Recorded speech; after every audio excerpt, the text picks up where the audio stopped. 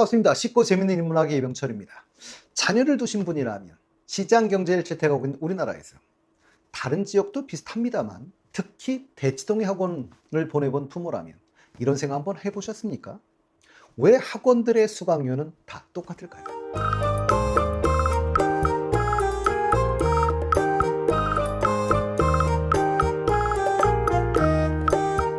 그건 정부가 매년 학원이 받을 수 있는 최고 수강료, 즉 최고 가격을 설정해 주기 때문입니다. 근데 오히려 학원들은 이걸 암묵적으로 그 최고 가격으로 받고 있는 것이죠. 그러니 오히려 정부가 학원들에게 암묵적 단합을 유도하고 있는 셈인 것입니다. 차라리 최고 가격을 정해주지 않는다면 시장의 원리에 따라 경쟁을 통해 가격을 낮춘 학원들이 나오기 시작할 겁니다. 물론 더 받는 학원이 나올 수는 있겠지만 장기적으로 놓고 본다면 평균적인 수강료는 낮아질 겁니다. 그렇다면 정부가 가격 규제라는 형식으로 시장에 개입하는 것은 옳은 걸까요? 옳지 않은 걸까요? 제가 질문을 던진 이유는 이렇게 흑백 논리로 접근해서는 안 된다는 겁니다. 어떤 정책이든 취지나 목적은 언제나 좋습니다. 그러나 그것이 현실적으로 실현 가능한가? 그리고 정부가 어떤 정책을 쓴다는 것은 어떤 선택인데요. 그런 선택으로 인해 우리가 항상 얻는 것만 있는 것이 아니라 포기되는 것, 즉 실도 있다는 점입니다. 그러니 경제적으로 따져서 득이 더 크다면 시행해야겠지만 실이 더 크다면 해서는 안 되는 것이죠. 사교육과의 전쟁을 선언하는 나라. 과연 사교육은 사라질 수 있을까요? 사교육을 억제하기 위해 시험 제도를 바꾸면 지금도 자녀가 수험생인 분들은 아시겠지만 시험 제도가 생각보다 상당히 복잡합니다. 학교마다, 학과마다 다르고 하물며 조정 점수를 통해 전과목 만점자보다 더 높은 점수가 나오기도 하는 시험 제도입니다. 원서 접수 기간이면 이리 뛰고 저리 뛰는 수험생과 학부모들, 당사자인 수험생도 정확히 알기 힘든 수험 제도는 사교육을 더 부추길 수밖에 없는 것입니다. 왜요? 모르니까요.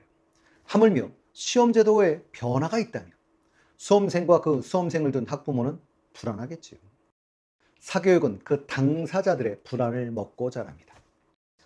불안이 심할수록 결국 사교육 시장을 찾게 되고 결국 입시제도의 변화가 있을 때마다 웃는 것, 사교육입니다. 항상 그렇듯 시험 제도의 변화가 있을 때 반대하는 쪽도 찬성하는 쪽도 발생할 수밖에 없지요.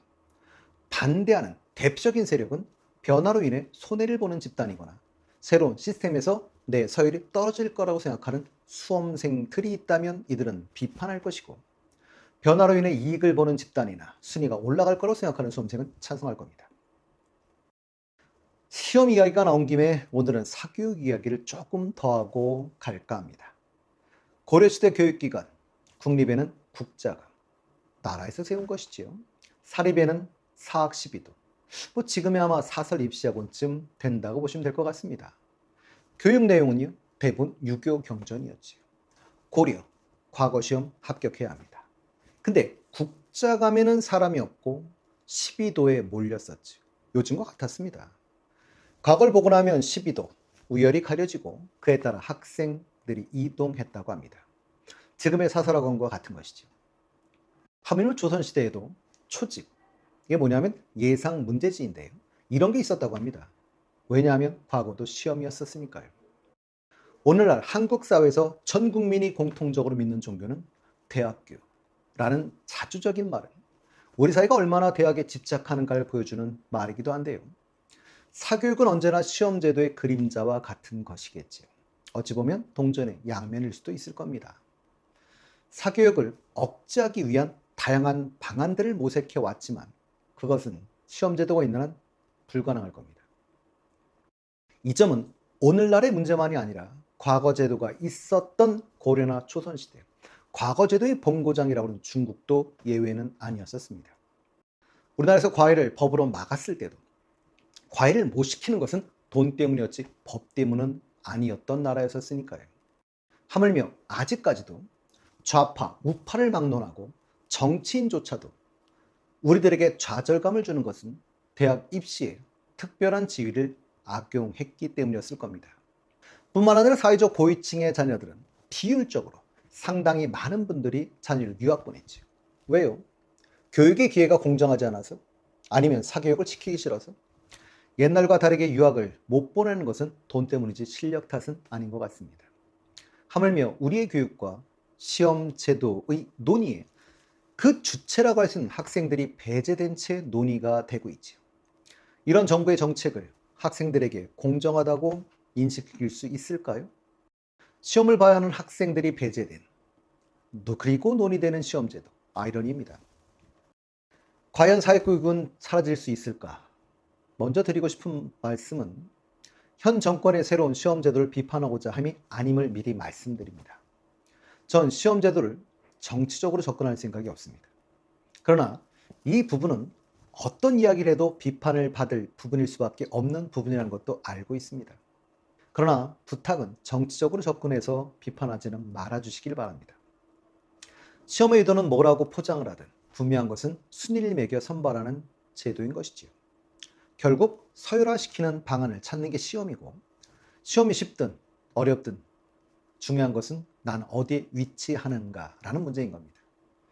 그런 시험 제도가 잘못돼서 사교육이 있는 게 아니라 시험이 있는 한 사교육이 있는 것이지. 그리고 시험이 어려워서 사교육이 있는 게 아니라 시험이 쉬워도 없어져도 사교육은 있을 겁니다. 학생을 선발하는 방식이 있기만 하다면요. 그리고 사교육이 가장 잘 되는 해는 무조건 시험 제도가 바뀌는 해입니다. 변화는 항상 불안을 이야기하고 더욱이 그 변화를 정확히 알기 어렵기 때문입니다. 학원 안 다녀도 되도록 하겠다.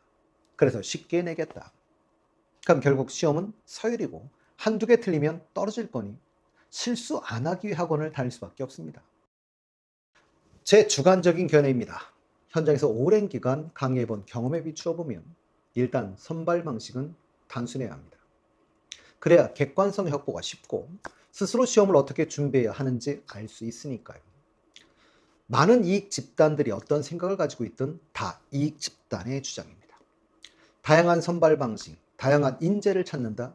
물론 취지에 부합된다면 좋겠습니다만 이 취지에 부합되게 대학에 가는 친구들도 있을 수 있겠죠. 그러나 대입 수험생을 두었던 부모들이나 수험생을 경험한 학생이라면 이게 쉬운 일이 아니라는 걸 이해하실 수 있을 겁니다.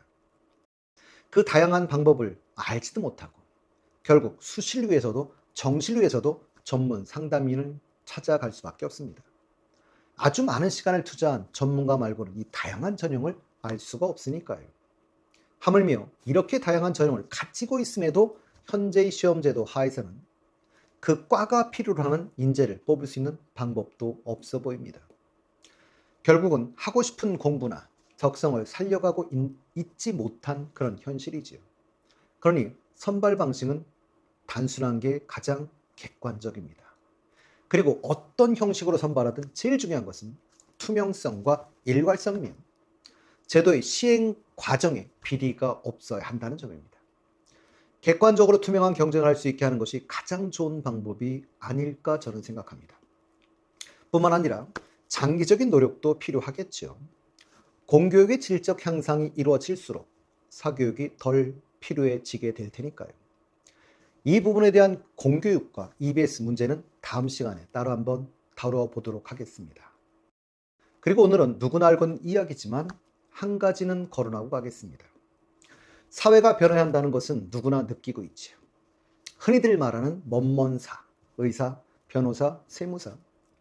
왜 공부하는가? 이들이 형성해 놓은 카르텔의 구성원이 되기 위해서지. 그러니 그들은 더욱 특권을 내려놓고 싶지 않을 것 같습니다. 법과 관련된 또는 세무와 관련된 문제로 경험이 있으시다면 동감하실 수 있는 부분일 겁니다. 실제로 하나의 가장 이해하기 쉬운 예를 든다면 소득세 신고, 홈택스에서 스스로 할 수 있을 것 같지만 막상 해보면 그렇게 쉽지는 않습니다. 그래서 세무서에 가면 세무사에게 맡기는 게 좋다고 이야기해 주시죠. IT 강국, 한국. 그런데 세무서에 가면 세무 공무원들이 모든 자료들을 다 가지고 있으면서도 다시 세무사를 통해 신고하게 하는 나라. 물론 소득이 많다면 그렇다면 모르겠지. 하지만 그것도 아닌데 소득 관련 등 모든 자료를 이미 세무서에서 가지고 있으니 세무서에서 부과하고 대상자가 이의가 있으면 이의를 제기하면 그 부분만 처리하면 될 것 같다는 저의 단순한 생각도 있습니다. 카르텔이 형성되어 있는 세무, 법률, 의료 등은 공통점이 있지요. 모든 단어를 그럴 수는 없지만 그래도 최대한 쉬운 언어를 사용하면 될 것을 왜 그들만의 언어를 쓸까요? 같은 한국인인데 왜 우리에게 외국어처럼 알아들을 수가 없는 걸까요? 아이들의 적성과 재능과는 관계없이 누군가는 이 특권의 구성원이기에 자신의 자녀를 이곳에 넣어 세습하려 하고 누군가는 이 특권의 구성원이 아니기에 자녀만큼은 이곳에 넣으려고 하니 특권을 누릴 수 없는 사회를 만드는 것, 자신이 하고 싶은 일을 하며 사는 사회가 된다면 그들의 학구열에 오히려 하고 싶은, 배우고 싶은 공부를 하고 싶을 때 사교육이 더 윤활유 역할을 해 이 사회를 발전시키지 않을까요?